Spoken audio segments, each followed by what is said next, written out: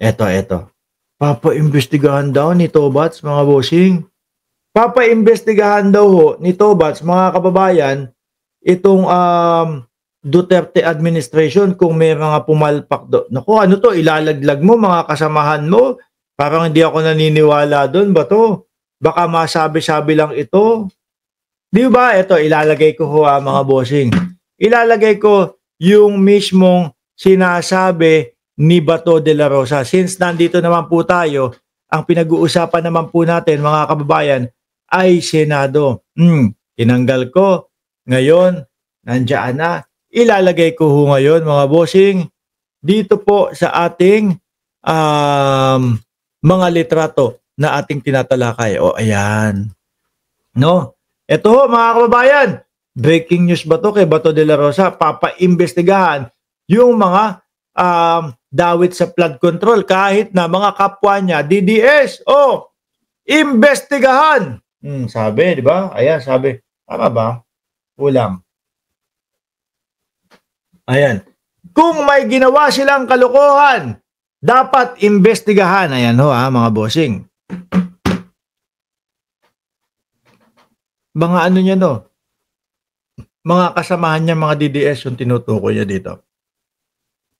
Handa si Senator Bato de la Rosa na imbestigahan din ang mga personalidad mula sa administrasyon ni dating Pangulong Duterte. Naku, Bilyar, iimbestigahan ka nito, si Bato?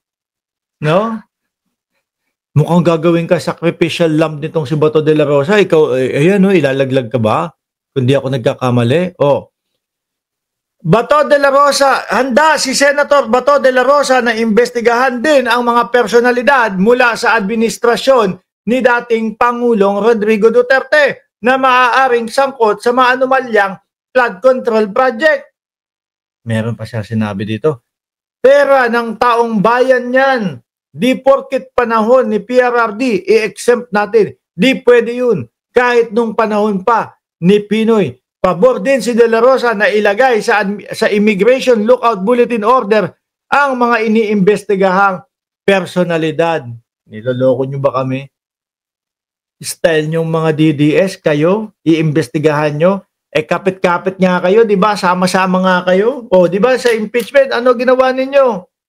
Yung forthwith na nakasulat, mismong nakasulat po, doon sa ating konstitusyon. Tulong-tulong kayo, di ba? Para wag matuloy yung impeachment ni Inday Sara Duterte. Pero wag ka, Bato, hindi mo kami pwedeng pagmalakihan o pagmayabangan na, wala acquitted si Vice Presidente o wala hindi napatunayang nagnakaw si Vice Presidente. Hindi nyo kami pwedeng pagmalakihan ng ganon. Bakit to? Mga bossing, alam natin yung katotohanan. Alam ho natin na na-dismiss lang ho yun dahil technicalidad nila dinali yung impeachment na yun. Etong mga ito, mga boss, ginugunggong talaga ang mamamayang Pilipino. Ano? May nalalaman pang iimbestigahan.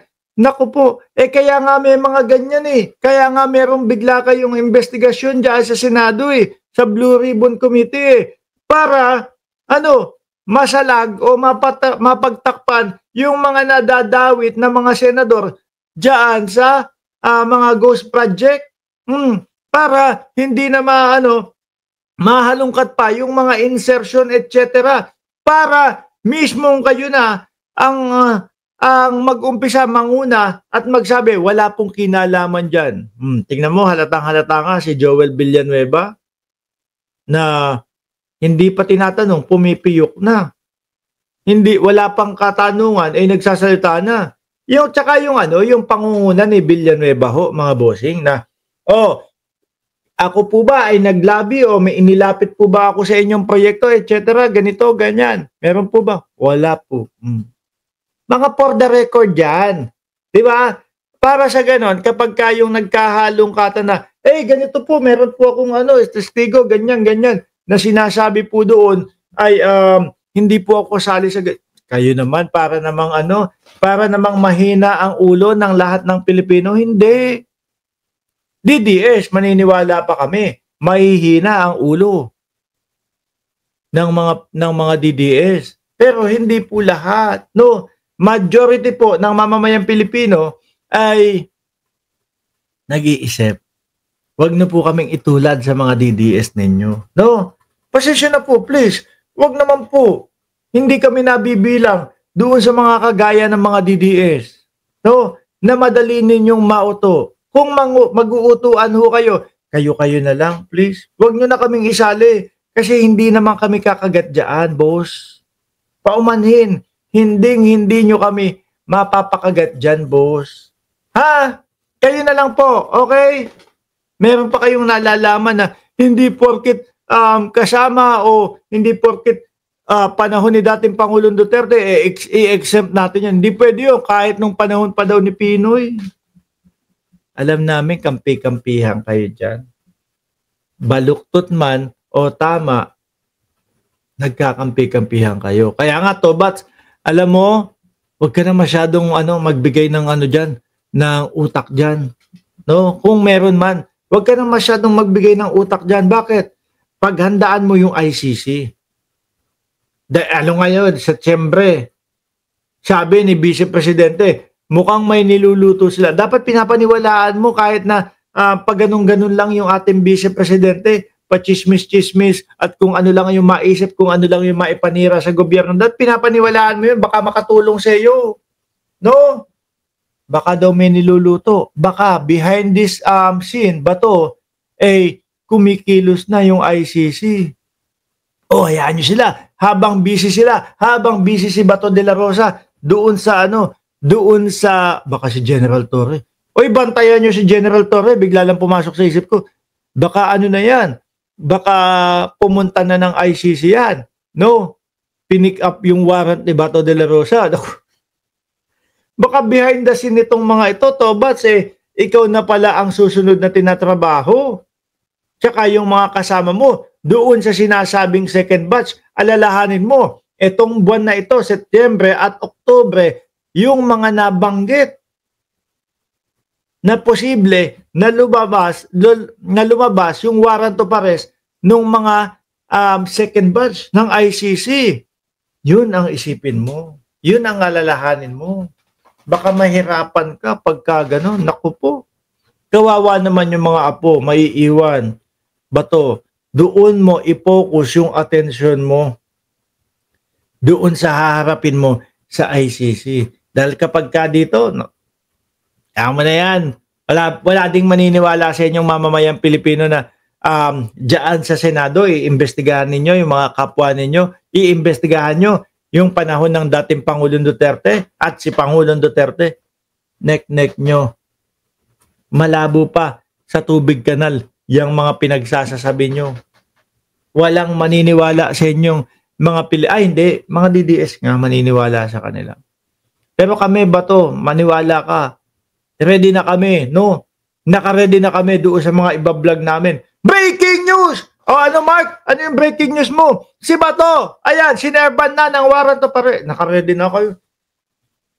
Pinapractice ko na nga i-opening yun dito sa vlog ko. Mga kababayan, ayan po, breaking news. Alam niyo naman po dito sa ating Mark Ramos channel, Facebook man o YouTube, maiinit po ang ating mga balita. Ano yung breaking news, Mark?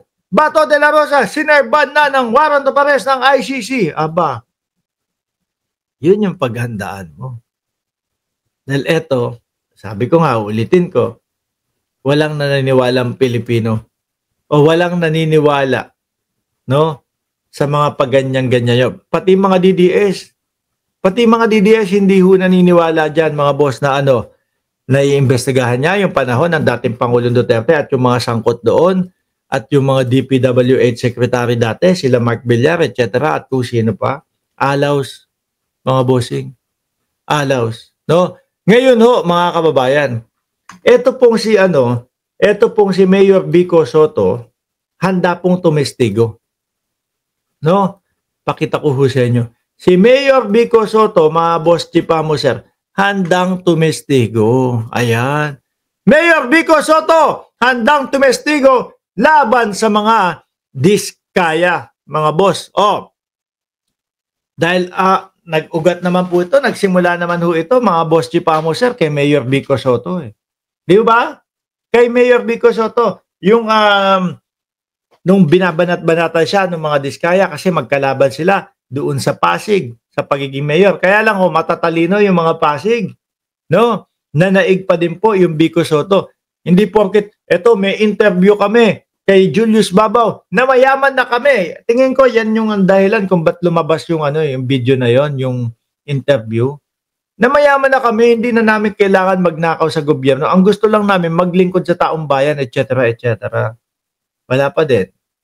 Vico Soto pa din, no? So ngayon, kaakibat nung pagsisiwalat ni Vico Soto, etc., lahat ng yan, mga boss, handa din siyang tumestigo. Handang tumestigo si Pasig City Mayor Vico Soto sakaling imbitahan ito sa pagdinig ng Senado. Sabi nga ni Vico, ni Mayor, kapag po tayo pinatawag sa Senado, ano po yan? Kumbaga, kailangan, it's a must na dumalo tayo. At titestigo, Ito ang inihayag ni Mayor Soto nitong Miyerkules, September 3, kaugnay sa investigasyon ng Blue Ribbon Committee ng Senador o ng Senado sa umano'y maanumalyang flood control project ng pamilya Diskaya. Ayon kay Soto, bagamat hindi niya gusto, pupunta siya sa Senado kung ipapatawag siya para magbigay ng kanyang testimonya.